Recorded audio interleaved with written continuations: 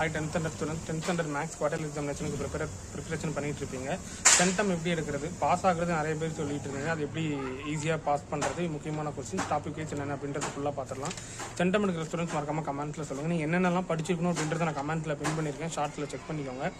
Okay, மறக்காம video போட்டு like பண்ணிவிட்டு இந்த வீடியோ மறக்காம ஃப்ரெண்ட்ஸுக்கு ஷேர் பண்ணிக்கோங்க. ஓகேங்களா? ஸோ சென்டம் எடுக்கணும் அப்படின்னு பார்த்துட்டிங்கன்னா ஃபர்ஸ்ட் ஆஃப் ஆல் நீங்கள் 1 மார்க்ஸ் வந்து அந்த இன்சைட் 1 மார்க்ஸ் வந்து கம்ப்ளீட்டாக நீங்கள் கவர் பண்ணியிருக்கணும். ப்ராக்ரஸ் செக், திங்கிங் கார்னர், இந்த டூ யூ நோ அந்த பாக்ஸில் இருக்கிறது, கிரியேட்டிவ் 1 மார்க்ஸ் நம்ம கொடுத்துருக்கோம், டிஸ்கிரிப்ஷனில் இருக்கிறதெல்லாம் பார்த்துக்கோங்க.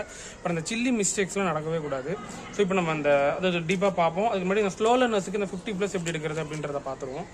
ஸோ 1 மார்க்ஸை பொறுத்தவரை நீங்கள் 11 மார்க்ஸ் வந்து நீங்கள் அதை கவர் பண்ணியிருக்கணும். நெக்ஸ்ட்டு கிராஃப் ஜாமெண்ட்ரி 12 மார்க்ஸ் நீங்கள் ஃபுல் மார்க்ஸ் எடுத்துருக்கணும். 5 மார்க்ஸில் எடுத்துக்கிட்டிங்கன்னா கவர் பண்ணக்கூடிய சாப்டர் 1 அதில் உங்களுக்கு 3 5 மார்க்ஸ் நீங்கள் அட்டன் பண்ணிடலாம். சாப்டர் 4ல் தியரம் படிச்சிட்டிங்கன்னா ஒரு 5 மார்க்ஸ் அட்டன் பண்ணிடலாம். சாப்டர் 5ல் ஏரியா ஆஃப் குவாட்ரிலேட்டரல் அந்த சம்ஸ் மட்டும் படித்தாலே போதும், ஒரு கொஸ்டின்ஸ் வந்துடும். ஆக நீங்கள் எத்தனை 3 4 5 மார்க்ஸ் அட்டன் பண்ணிடலாம். ஸோ அதே உங்களுக்கு 15 மார்க்ஸ் வந்துருச்சு. அப்புறம் வந்து பார்த்துட்டிங்கன்னா 15 25 மார்க்ஸ் மேக்ஸிமம் 5 மார்க்ஸில் வந்துருச்சு. அப்புறம் 2 மார்க்ஸில் எடுத்துக்கிட்டிங்கன்னா சாப்டர் 1ல் உங்களுக்கு 2 மார்க்ஸ் அட்டன் பண்ணிடலாம். அப்புறம் சாப்டர் 5ல் அந்த ஸ்லோப் சம்லாம் இருக்குல்ல, அந்த கான்செப்ட்டில் ஓரளவுக்கு பார்த்துங்க. ஏரியா ட்ரையாங்கிள் அந்த மாதிரி ஈஸியான கான்செப்ட்லாம் பார்த்துக்கோங்க. அந்த சம்ஸ் ஓரளவுக்கு பார்த்துட்டிங்கனாலே போதுமானது. இதே உங்களுக்கு ஓரளவுக்கு 48 மார்க் வந்துருச்சு. 2 மார்க்ஸ்ல 50 எபோ உங்களுக்கு வந்துடும். ஸோ இவ்வளோ தான் மேட்டர் ஸ்லோ லேர்னர்ஸுக்கு. ஸோ சென்டம் எடுக்கிற ஸ்டூடெண்ட்ஸுக்கு பார்த்துட்டிங்கன்னா 1 மார்க்ஸ் நான் சொல்லியிருந்தேன். இந்த சில்லி மிஸ்டேக்ஸ்லாம் நடக்கக்கூடாது. அது என்னென்னாலும் நடக்கணும். இந்த சம்ஸ் முடிச்சோன்னே இந்த யூனிட்ஸ்லாம் போடுறீங்க இல்லையா, அந்த யூனிட்ஸ்லாம் கண்டிப்பாக மிஸ்டேக்ஸ் நடக்கும். அது நீங்கள் கரெக்டாக செக் பண்ணிக்கோங்க. அப்புறம் கிராஃப் ஜாமெண்ட்ரிலாம் கரெக்டாக எக்ஸாக்சிஸ் ஒய் ஆக்சிஸ்லாம் கரெக்டாக போட்டிங்கன்னு பார்த்துக்கோங்க. ஜாமெண்ட்ரிலாம் அதே மாதிரி சேம் ஃபைனலாக இருக்கிற யூனிட்ஸாக இருக்கட்டும்.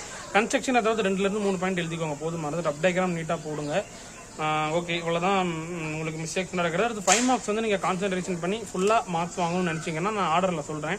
சாப்டர் 1 ஃபஸ்ட்டு நீங்கள் அட்டன் பண்ணிக்கோங்க. அதில் உங்களுக்கு 3 5 மார்க்ஸ் வந்துடும். சாப்டர் 3 அதாவது அல்ஜிப்ரா, அது உங்களுக்கு மேக்ஸிமம் உங்களுக்கு 2 5 மார்க்ஸ் வர வாய்ப்பு இருக்குது. அதில் நீங்கள் பார்த்துக்கோங்க.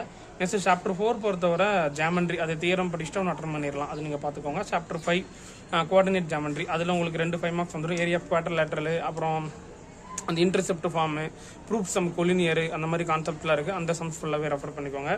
சாப்டர் 6 பொறுத்தவரை உங்களுக்கு ஃபுல்லாகவே ப்ரூஃப்ஸ் பண்ணுற மாதிரி தான் இருக்கும். அந்த சம்ஸ்லாம் பார்த்துட்டிங்கன்னா ஒரு 5 மார்க்ஸ் நீங்கள் அட்டன் பண்ணிடலாம். ஸோ நான் கம்பல்சரி தவிர்த்து தான் சொல்லிட்டு இருக்கேன். கம்பல்சரிலாம் உங்களுக்கு நான் ஆல்ரெடி 38 டிஸ்ட்ரிக்ட்ஸுக்கு கொஸ்டின்ஸ் நம்ம அப்டேட் பண்ணிருக்கோம். அதில் இருக்கிற கம்பல்சரி கொஸ்டின்ஸ் ஃபுல்லாகவே ரிவைஸ் பண்ணிக்கோங்க. இம்பார்ட்டன்ட் 2 மார்க் 5 மார்க் ஆல்ரெடி கொடுத்துருக்கேன். அதுவும் லிங்க் டைட்டிலுக்கு மேலே இருக்குது, செக் பண்ணிக்கோங்க. அப்புறம் வேறு என்ன, 2 மார்க்ஸ் வந்து பார்த்துட்டிங்கன்னா சாப்டர் 1, அப்புறம் சாப்டர் 3, சாப்டர் 4 உள்ள டெஃபினிஷன்ஸ் ஃபுல்லாக முடிச்சுக்கோங்க. சாப்டர் 5 ஆல்ரெடி உங்களுக்கு நான் கான்செப்ட் வைஸ் சொல்லியிருக்கேன்ல, அந்த ஏரியா ட்ரையாங்கிள், அப்புறம் ஸ்லோப்பு, மிட் பாயிண்ட்டு, அதில் இருக்கிற கான்செப்ட் வைஸ் தான். 1 ஸ்லோப் கொடுத்து பாயிண்ட் கேட்குறது, அந்த கான்செப்ட் எல்லாமே படிச்சுக்கோங்க. சாப்டர் 6 பொறுத்தவரை ஃபுல் அண்ட் ஃபுல் அந்த ப்ரூஃப் சம் மாதிரி தான் இருக்கும்.